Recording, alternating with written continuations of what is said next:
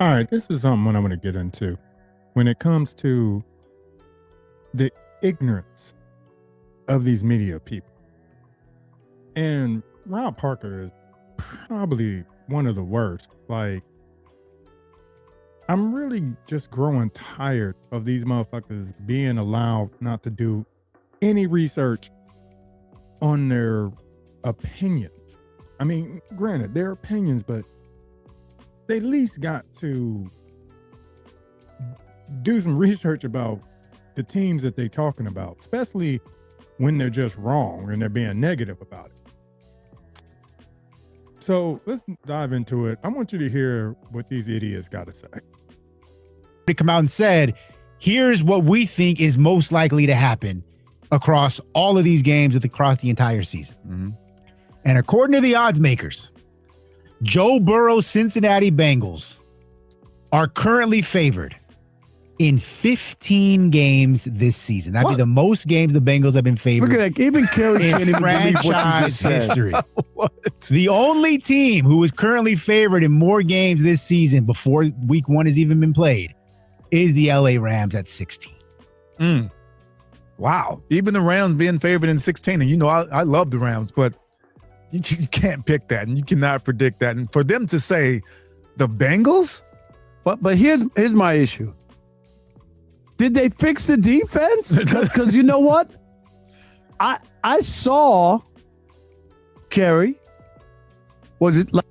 See, that's what I'm talking about. Did they fix the defense? Yes, motherfucker, they did. They fixed the defense.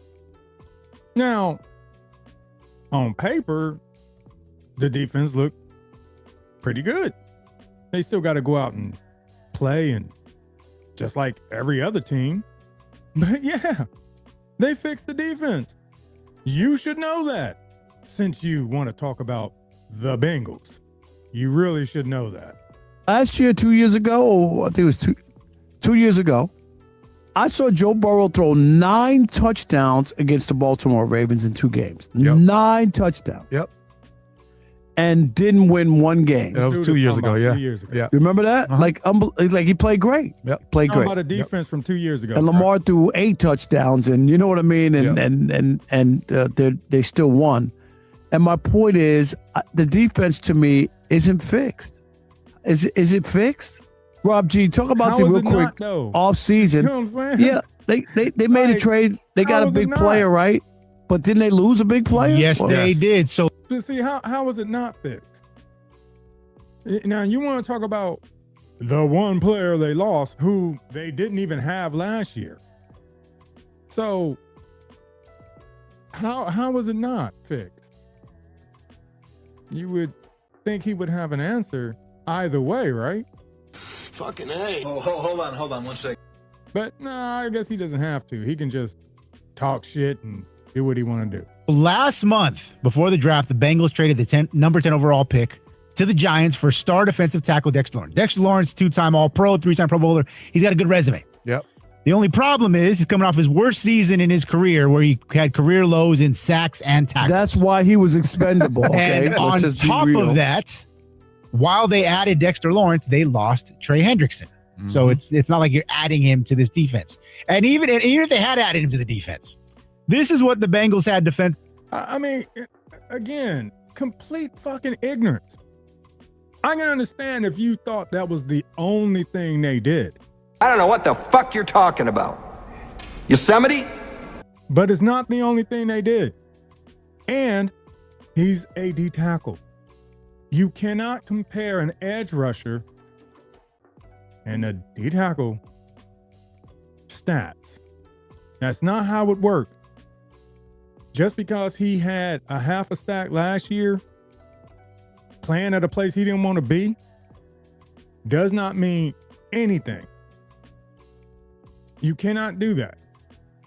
Like, here's the thing. Go look at the New York Giants defense when Dexter Lawrence was not on the field. They were damn near last in everything. But when he was on the field, they were damn near top 10.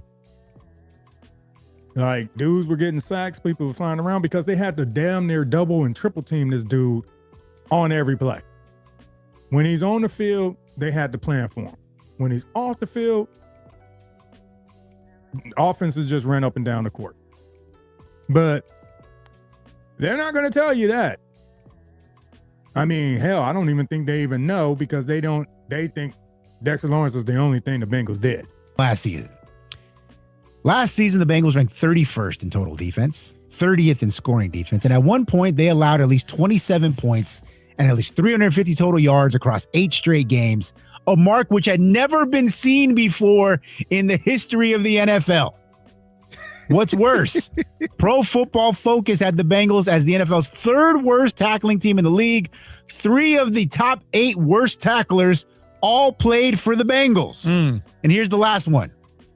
Jamar Chase, who is a wide receiver, he plays on offense, had as many solo tackles, 5, as their first-round rookie defensive end, Shamar Stewart. That is unbelievable. Stewart, by the way, had the lowest rating in Pro Football Focus among 116 qualified edge defenders. Is that good or bad, Rob G? That's terrible. Okay. Okay, was he their starter, though? I mean, I know he was hurt. I wonder if they know that. I doubt they know that. No, they have to know it. I mean, they're getting paid a shit ton of money to be on TV to make these claims, right? I mean, they have to know that, right? Now, granted, I'm not saying Shamar Stewart is going to be, Max Crosby or even Trey Henderson. But let's not act like this dude played the whole season or he was even ready to play. I mean, even the defensive coordinator said, yeah, probably shouldn't have been out there like that. He wasn't ready. He was hurt. I mean, the bullshit with his contract in the beginning of the year. Yeah, it was, self-inflicted wound. But you acting like that's the dude we brought in at that time to just dominate defense. Would have been nice, but that's not what it was. We had Miles Murphy starting and Trey Henderson or Joseph Osai. He was supposed to come in and learn from those guys, but when the whole training camp thing happened, I mean, it was a setback. Self-inflicted wound, but it was a setback. But y'all acting like that was supposed to be the next Myles Garrett to come in on day one, which is not how it always happened. But again, you know that, right? I just don't see it. I know people, look, I get the Joe Burrow love and what he was able to do. Yeah, remember, he got hurt his first year carry. The second year he comes back, leads that franchise to a Super Bowl. We know the history. Marvin Lewis, when he was there, had a good Bengals team. Yep. They lost 7 straight playoff games eventually, right? He got fired. They just couldn't win a playoff game. He comes along and changes everything, okay? And I know he's been banged up or whatnot, but I'm sorry, the last few years, that team's defense, despite all of the offense that they have and the receivers and Joe Burrow and whatnot, I must be missing something because I just don't have that. You are definitely missing something because you're a dumbass. You are missing something. All right? You missing this year's offseason. You missing this year's draft. Yes, you are missing something, which means you shouldn't be talking about this team because you don't know shit about this damn team. You're missing something. Okay? It's not just Dexter Lawrence, it's Boye Mafe. It's Jonathan Allen. It's Brian Cook, who Brian Cook replacing Geno Stone is the greatest upgrade. Okay? Those 3 top players you talking about in missed tackles, that Geno Stone was number 1. He's gone now. He's on the Bills. But I guarantee you will never say that about the Bills and Geno Stone being on that team. Oh, I guarantee you will never mention that. Oh, no, that was probably one of their greatest signings. That's probably why y'all didn't want to mention his name, because he plays for the Bills now, and you can't talk bad about Josh Allen and those boys. Oh, no, you can't talk bad about them. No, that'd be wrong. Feel that the Bengals are going to be doing what people think that they should be favored in 15 out of 17 games, and I'm expecting big things from them. I really don't. I mean, where are you on the Yeah, Bengals? how can you And I'll give them one thing. Yes, thinking the Bengals win 15 games, is it possible? Yes. I mean, hell, if this defense is top 10, shit, they probably hardly lose a game. But yeah, I mean, I can understand you being, skeptical about what their record's going to be. I get that. I actually get that. But to act like they're bringing the same defense to the table as last year is asinine. And it just shows you don't do your research and you don't know shit. And you're just trying to put this narrative out there because you hearing everybody talk positive about the Bengals and it hurts your fucking feelings. Expect big things from the Bengals. They start out slow every year. So they're usually 0-3 or 3 or 1-4, every year they're behind the 8 ball, and that's even with Joe Burrow. Like that's his time there as well. This team is a notoriously slow starting team.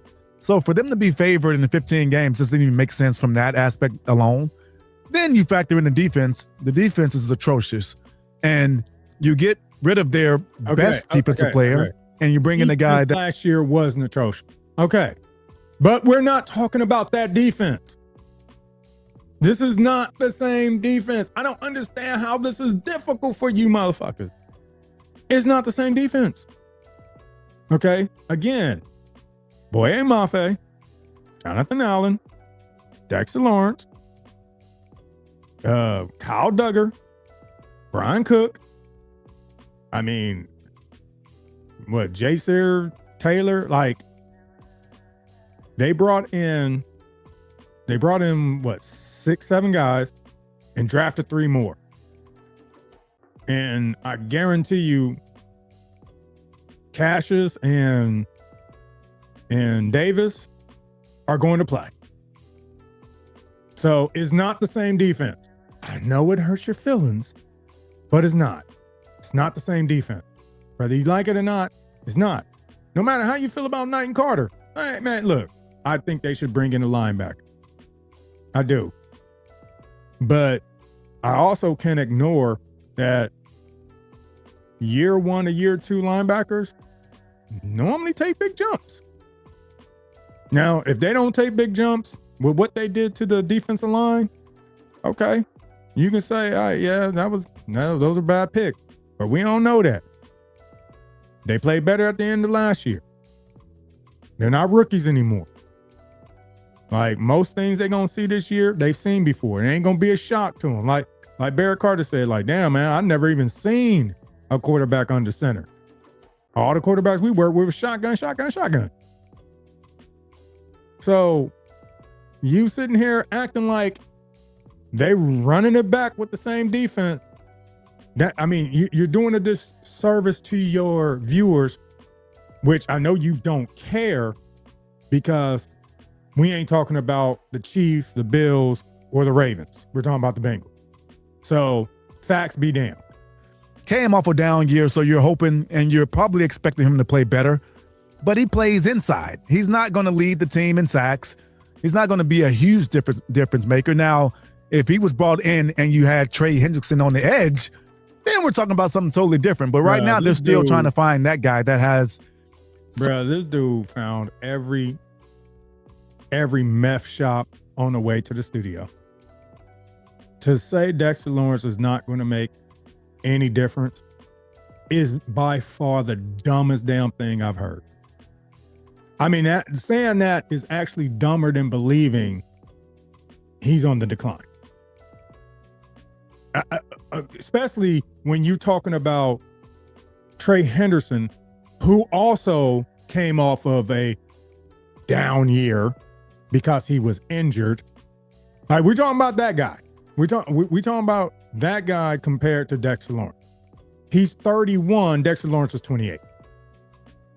So a guy who can't stop the run in Trey Hendrickson And a guy, when motivated, gets sacks and can stop the run and is the most double team player.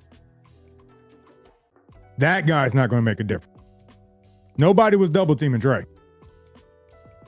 All right, let's keep it 100 because I can honestly be an asshole about Trey's sacks and when he gets them. Now, I don't want to hate on dude like that because, hey, I appreciate what Trey has done, but let's not do that. Let's not do that, bruh. Some type of cachet that can be a factor coming off the edge and getting after the quarterback. So they're not going to be able to stop anybody again unless they improve a little bit, but they would have to improve a lot to even be a mediocre defense. So okay, to think they're going to. We're not talking about the same damn team. Yes, if they had ran it back with the same team, they would have to improve a hell of a lot. But they're bringing in new players. Okay? I'll say this. If this team did not approve a lot, then Zach Taylor, Al Golden are fired. Because the ownership actually brought in players that y'all have yet to mention. I don't know okay, this is a 10-minute video. It's been on for 6 minutes. And the only player y'all mentioned is Dexter Lawrence. As if that's the only thing they did this entire offseason. Miss me with that bullshit. Come on, man. Win all 15 of these games by just outscoring teams. Just not going to happen. So I don't like it at all. And I'm with you, Rob. All these preseason things and all these preseason polls are just, it's entertainment. It has no real merit to it. You're right. It's just mind-boggling to me. I get it. It shouldn't be mind-boggling to you. I mean, you old as dirt, so I don't know how it's mind-boggling to you. It shouldn't be mind-boggling to you. Yes, they do this as entertainment. But again, y'all still took this story and ran with bullshit. Y'all took this whole thing and ran with a bunch of BS and basically just misled your viewers and your listeners because you didn't give not one detail other than, oh, they brought in Dexter Lawrence, as if that's the only thing they did. And got rid of Trey. Oh, they got rid of Trey and brought in Dexter Lawrence. That's the only difference. No, it's not. Like, again, bringing in Brian Cook alone is the greatest improvement any team has had this year. Replacing Brian Cook, okay, replacing Geno Stone with Brian Cook is the greatest upgrade that happened this year on any team. On any team. But you ain't gonna mention that. I want to try to keep the NFL going and alive, but I'm just, of course, Kerry, sitting around talking about who's going to win in week 15 of the NFL season. Like, I just scratch my head and look at people and I'm like, dude, if you got kids, take your kid to the park. Like, just can you help an elderly neighbor? Can you read to a kid or something? Like, go put the toes in some grass and just chill out for it. All right, there ain't no more to. Why even discuss that, man? I mean, come on, like seriously, man, come on. Like, the fact that they didn't mention anything the Bengals did all offseason. They just stuck to this stupid ass narrative as if Dexter Lawrence was the only thing they did. Like, as if they didn't even have any draft picks. As if they didn't sign any free agents. I mean, again, you can say, oh man, I don't like how much they paid Boye Mafe. Okay. But to me, Boye Mafe is still better than, what they had in Joseph Asai. Miles Murphy played better. Now, I'm not saying that Miles Murphy gonna be better than Trey, but guess what? This is a contract year, and everybody know. Hey, there's 5 guys, man, on this defense, or at least 4 guys on this defense that's playing for a contract. You don't think they gonna be balling out? You don't think Dax Hill gonna ball out? DJ Turner gonna ball out? Hell, Battle gonna ball out. Miles Murphy gonna ball out. Like, these dudes trying to get paid.